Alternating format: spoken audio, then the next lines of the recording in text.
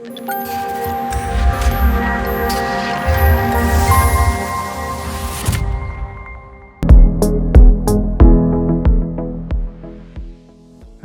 ഞാൻ doctor Varghese Joseph, Amitha eye കെയറിൻ്റെ ഡയറക്ടറാണ്. അമിത ഐ കെയർ സെൻട്രൽ ട്രാവൻകൂറിലെ ആദ്യത്തെ NABH അഡ്മിറ്റഡ് ഹോസ്പിറ്റലാണ്.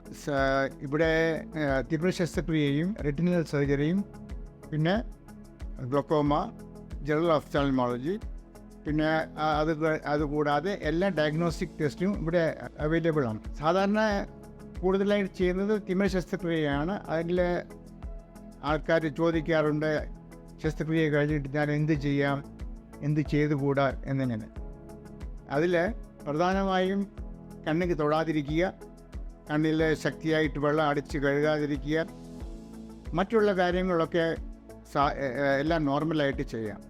TV കാണാം, മൊബൈൽ നോക്കാം, ആർക്കും കുക്കിംഗ് ചെയ്യാം. ഒരു 5 ദിവസം കഴിഞ്ഞിട്ട് യാത്ര ചെയ്യുകയും മറ്റുള്ള കാര്യങ്ങൾ ചെയ്യുകയും ചെയ്യാം. പിന്നെ മരുന്ന് ക്രമമായിട്ട് ഡോക്ടർ പറയുന്നത് പോലെ ഒഴിക്കണം.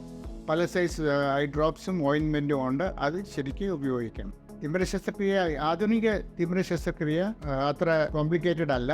ഒരു 10 മിനിറ്റിൻ്റെ കാര്യമേ ഉള്ളൂ. എല്ലാവർക്കും അറിയില്ല. എപ്പോഴും എല്ലാവരും പഴയ രീതിയിലുള്ള ശസ്ത്രക്രിയയെ പറ്റിയാണ് പറയുന്നത്. ശസ്ത്രക്രിയ ചെയ്യുന്നത് നിങ്ങളുടെ കോൺഫിഡൻസ് ഇൻക്രീസ് ചെയ്യാനും നിങ്ങളുടെ കാഴ്ചശക്തി വർദ്ധിക്കുവാനുമാണ്.